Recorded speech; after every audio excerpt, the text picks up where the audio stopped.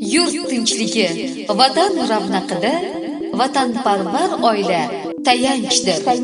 2005-yil Oltinko'l tumanining Namuna mahallasida o'zbek qadriyatlari asosida ota-onalarning duolari bilan Mohigul va Davronbek Yusupovlar oilasi tashkil topdi.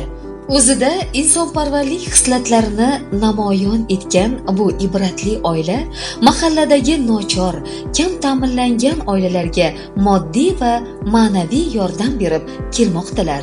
Oilada er-xotin, ota-ona va farzandlar o'rtasidagi munosabatlar o'zaro hurmat va o'zbegona qadriyatlarga asoslangan.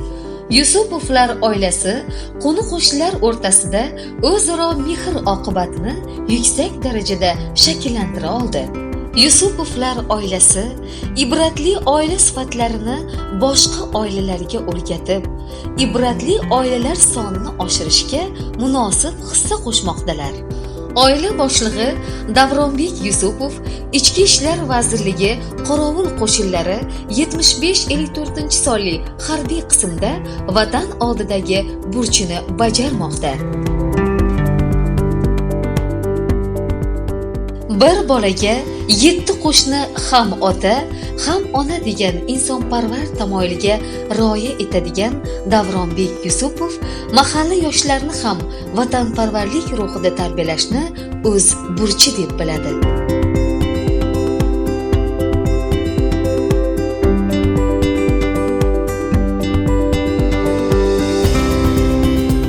Oilada kutubxona mavjud bo'lib, farzandlarini ta'lim olishiga doimo e'tibor bilan munosabatda bo'ladilar. Mohigul Yusupova 3 farzandni onalik mehri bilan ilm olishiga jiddiy e'tibor qaratib tarbiyalab kelmoqda. Bir yigitga 40 hunar oz g'oyasini chuqur anglab yetgan Davronbek Yusupov bo'sh vaqtlarini chorvachilik sirlarini o'rganishga sarflaydi. Vatan himoyasidagi turmush o'rtog'ini mehr bilan tayyorlangan mazali taomlar bilan siylab, kuch-g'ayrat bag'ishlashni Mohigul Yusupova mohirona uddalaydi.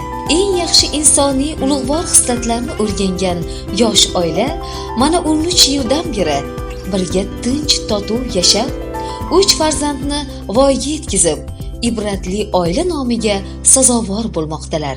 Yusupovlar oilasining niyatlari buyuk, maqsadlari ulug'vor. Shu vatan, yurt uchun doim yonib yashashga tayyor. Yashang vatan uchun.